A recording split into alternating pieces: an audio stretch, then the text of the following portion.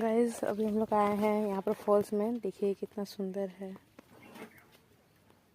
इनसे पूछते हैं ये लोग कैसे बनाते। তোমরা এটা মাটির কিসের বানাইছো? পাথরের। নিজেরা কেটে পর বানাও? বাহ, কোথায় জঙ্গল?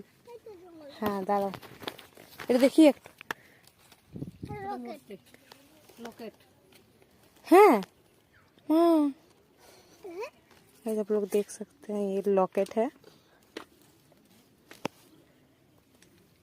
सब अलग अलग हाथ से करके बनाते हैं लोग।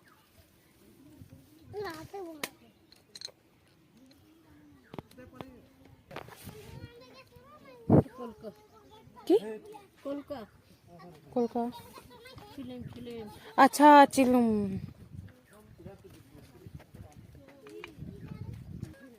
এগুলো কি করার জন্য ইউজ করে?